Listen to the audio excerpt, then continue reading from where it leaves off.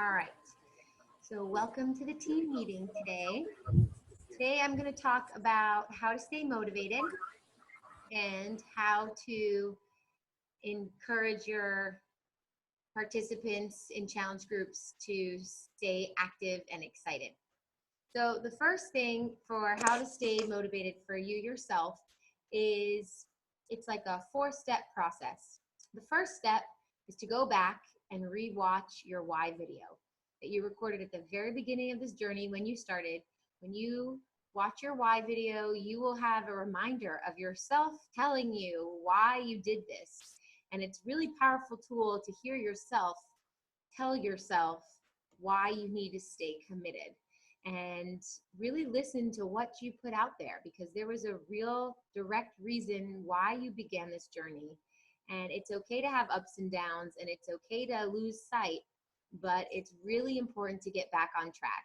And the best way to do that is to hear yourself, your naive little self at the very beginning, before you even started, really speak what you want out of this, because that's the way you truly felt. And no matter what comes your way during the day or during the week or during the month, you have to really stay connected and focused to those initial goals that got you there, and those initial ideas that really you wanted to drive yourself forward towards reaching your goals. So go back and listen to your why.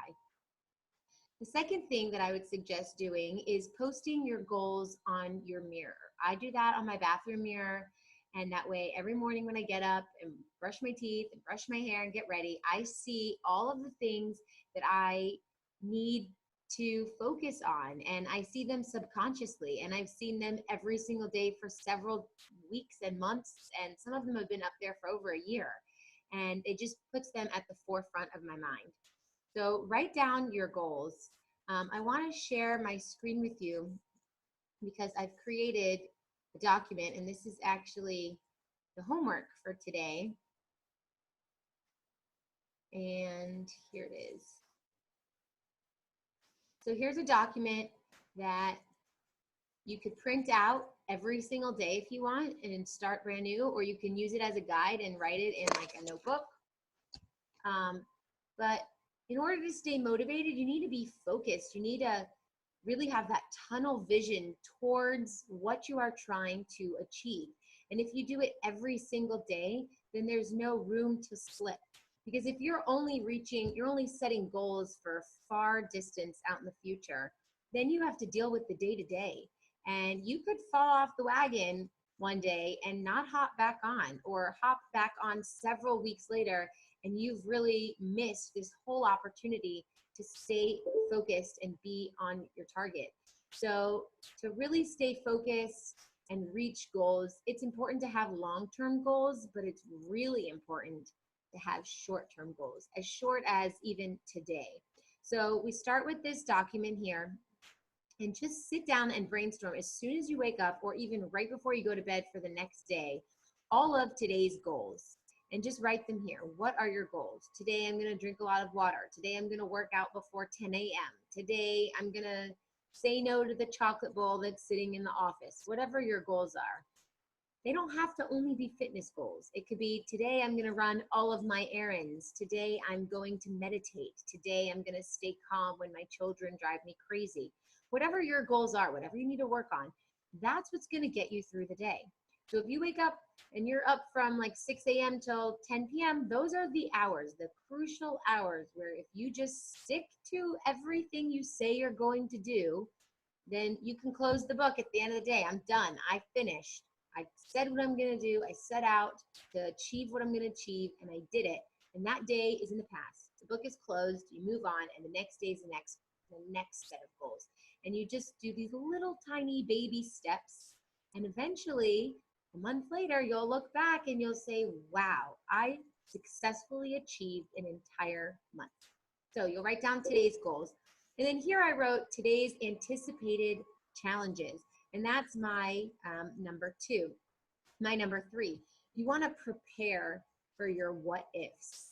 So if you know in advance that there's going to be a big family dinner and you're all going to go out into a restaurant, so you'd say to yourself, what if I have to go out to the restaurant? What if the scheduled time I have to work out, I know I have a telephone conference? Something that's going to slip you up from your goals that you set out. Those are your what ifs. So number 3, prepare for your what ifs, the challenges that are going to interfere with your daily goals. So you'll write that here, today's anticipated challenges. And then you want to figure out how to strategize. How are you going to cope with these anticipated challenges? So you know that you're going to have a meeting at the same time you've scheduled your workout every day. How are you going to cope with that? Well, I'm going to wake up a half hour earlier today. Or I know that I can take a late lunch and make it to my workout. So whatever it is, you just write your anticipated challenges, those first 5, and then how are you going to cope with them? What are your strategies to get through? And then I also want you to think about your weekly goals. Well, at the end of the week, I need to have hit SE2 or whatever your goals are. And they don't have to only be Beachbody goals, and they don't only have to be fitness goals. Use this as your guide to get you through the day, whatever that means. And then of course we have your monthly goals, because it's important to work on your small baby step goals, the monthly goals, or even the yearly goals. You want to be able to see them so you know what you're working towards. So my monthly goals, I want to lose 5 pounds. Well, if I write here that I want to lose 5 pounds, then I know in this weekly goal, my weekly goal is to say no to chocolate, let's say. That's my weakness, okay? So that means today's goal, it's going to be eat an apple every time I see chocolate. You know, you could even start with the monthly goals and then work your way down, reverse engineer them, break them down into your weekly goals, break them down into your today's goals, and then think about what does my schedule look like today? What are my challenges and how am I going to cope? And then the last thing, number 4, is to journal and to ask yourself every day, at the end of the day, did I exert every ounce of effort towards achieving my goals? So you want to sit down at the end of the day when you meditate, you settle in, you're about to close the day, and say, did I really exert every ounce of effort towards all those goals that I wrote at the beginning of the day? Now, if you didn't, there's a disconnect there, and you need to think about that for tomorrow. The good thing about this is if you are consistent and you fill this paper out every single day, you're going to start feeling uncomfortable when you're breaking your daily goals, knowing that at the end of the day, you're going to have to be honest here and write in this paragraph, yeah, I know I screwed up. And, you know, that's going to prevent you from doing that in the future, hopefully, because it's not fun to write down our shortcomings, but they're good because they're learning experiences. And of course, that's a negative thing, your shortcomings. So I want you to congratulate yourself. And right here, I am proud of myself today because of what? Even if you didn't have a perfect day, it wasn't flawless, you've got to find things that you are happy about with yourself. You need to love yourself, and that's a work in progress. So be proud of yourself for something that you did today. I drank my water today, or I got my workout in. It would be really nice to see that page filled out. I got my workout in, I ate right, I ate at the times I said I was gonna eat, I didn't get angry at my children, whatever it is, be proud of yourself because that's important. Those are achievements. And if you actually print a bunch of these out and make them, hole punch them and put them in a binder, it's nice to go back and see. And when you're 3 months down the line, you can look and see how far you've really come, which is a really nice achievement to be proud of yourself. And then I want you to write your whys. And it's here because it's important that you write them every single day, but also they could change. Something could come up and you need to all of a sudden change your why, and that's okay. That's a change in a change in progress. You're a different person every single day. You have a new opportunity every morning to start clean slated and start over. So that means you might have different goals to achieve. You might have different reasons why you're doing what you're doing. And so these whys may change. But even if they don't change, it's important to write them down every day because, like I said, they're at the forefront of your mind. So watch your why video, see if that still applies to you. If it does, take notes right here in this paragraph and write them all down. And then add things to it. And every day could be something different. If you're trying to lose weight and you have a wedding to go to in a month, that could be a new why, because you're not going to fit into the dress. You could say, one of my whys, I want to fit into this dress. So whatever your whys are, just make sure you put them here. And this will hopefully help you stay motivated. And if you commit to filling this out every morning or every night before you go to bed, I guarantee you that you will stay on top of a lot of things that you're having trouble achieving. So this will be in the files section. It will also be on our website. I have a PDF, and I also have a Word document if there's something that you'd like to change. So there you go. I'm going to stop sharing my screen. And now I'm going to talk about how to keep your groups energized. So first of all, having a group is going to keep them energized as long as you're staying active. I have found, and I do this in almost all of my challenge groups, that video messaging is a more powerful tool than just writing down a script. And I was taught, here's a script, copy paste. And of course you can do that, but it's hard to put your own personality in there. It's hard to spin it. It really is like a mechanical robotic thing here. I take what somebody else put, I post it in this group. I do another challenge group, I post the same thing in this group. I do another challenge group, I post the same thing in this group.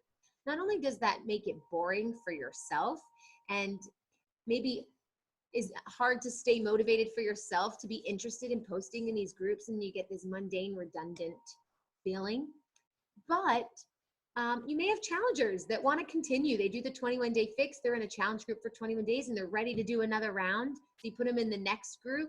They don't want to hear the same exact stuff every day. They could look and be like, oh yeah, I remember on day 3, she said, do this. Here we are again at day 3. But if you make a video and you just hold your cell phone up and you record yourself, it has a personal touch to it. And these people feel like you're speaking to them. And the sound of your voice is a really important thing. You can have a monotone voice, you can talk quietly. Today's day 3, we're going to talk about drinking water. Make sure you drink enough water.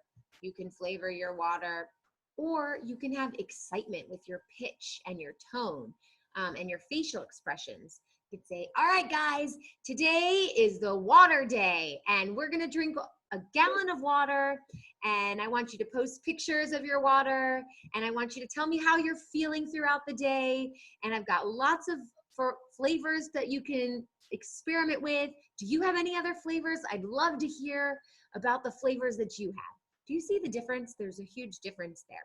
Another thing you can do is turn it around and ask them questions. Ask them to participate.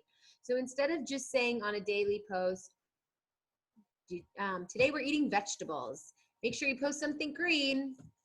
Well, instead say, what's your favorite vegetable? Do you have any recipes that have delicious vegetables that are hidden, like all those cauliflower things that you see? I personally don't like cauliflower, but I've seen so many recipes with cauliflower. You have the fake mashed potatoes with cauliflower. You have fake pizza dough with cauliflower. So there's all these things that you can do and be creative. If you lack the skill to be creative, guess what, guys? There's Google. Google creative things to do with your vegetables, creative ways to stay healthy, creative ways to be engaged. Pinterest, the whole entire website is about being creative. You can find things. Also, you can put anything in Google and write Beachbody at the end, and you'll have every single coach that's done it before you. And if you don't pick just one coach to follow, and you just pick pieces from several different coaches, you're going to have a lot of different people's opinions and a lot of different people's ideas. And that's going to be keeping people on their toes also.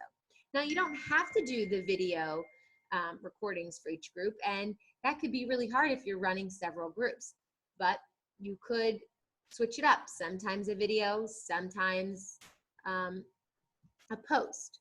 Also, when you're doing a video, try and look directly in the camera. Like for right now, I am looking at the camera screen. I'm not looking at myself. When I look at myself on the screen, it looks like this. My eyes are not level with the person.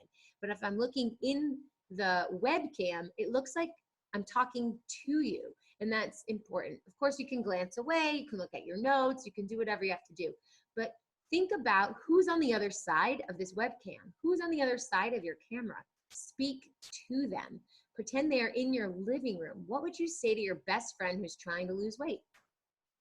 Another thing that you can do is, like, think of a car salesman, or think of someone who's on a webinar.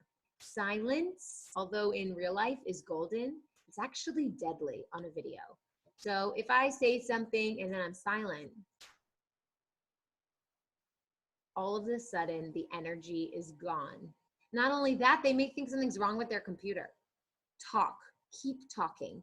Let the thoughts flow in your mind and just keep going. Throw them as much excitement as you can, and if you have a high pitch and lots of things to say and gestures, go at it. Be as animated as you can be, because that's going to keep it interesting and motivated. If it's a silent group and things are dying and it's just like crickets in there, one thing you can do is offer prizes, contests. You could say, all right, guys, I want to get you all motivated. We're going to have a contest. Everyone gets a point if you like somebody else's post. Everybody gets 3 points if you comment on someone else's post. And everyone gets 5 points if you post. Or you can say, if you post something, you get 2 points. If you post a picture, you get 3 points. If you post a picture of your food is 3 points. If you post a sweaty workout picture, you get 5 points. And I'm going to give away prizes. So when you're a new coach, you don't want to spend a lot of money. You can give a $10 gift card to Visa, Amazon, Target, whatever. You could also give a $10 off for their next purchase of something, and you'll just pay $10 for that. You could offer an extra set of 21-day fix containers, or a Fixate cookbook. Once you up your ranking and you have lots of people under you and you're making a lot more money, you can offer more expensive prizes. You can offer a DVD of Hip Hop Abs or one of the older programs. This month, they're having a Beachbody contest where if you hit SC5, you get a, I think, P90X3 DVD. You could give that away. That's a huge value. Beachbody runs these type of prizes all the time. And when you make even more money, you can offer Nike sneakers to the winner. It doesn't matter. The point is that you're giving them something. It could be a tiny makeup bag, anything, and that will excite people and try and get them involved. And then lastly, you want to consider how many people you have in the group before you start. If you have a group with only 5 people, chances are it's not going to be very active, and it'll be hard to keep that excitement and that momentum. So if you're starting a group and you see there are 5 people in there, the best thing you can do is post in all the Beachbody groups that you're a part of, hey guys, I'm running a 21-day fix challenge on next Monday. I'd love to get people in there. Do any of you guys have challengers I can throw in there? Boom. They have 2 challengers. This one has 2 challengers. This one has 2 challengers. No one wants to run a group with 2 challengers, but all of a sudden you have 10 challengers. So pair up with other coaches. That'll keep the groups active and full of momentum. Plus, you could put other coaches in your group and have them act as participants to keep the group active and have them respond to everybody. So even though they're not the coach that's hosting the challenge group, they know how important it is to keep the group motivated and active, and hopefully you can discuss with them to be a part of the group. All right, so I hope that helps. Your homework today is to print out that page, fill it out every day this week, and see if by our next meeting, you've stayed more motivated all week long. Bye guys, thank you.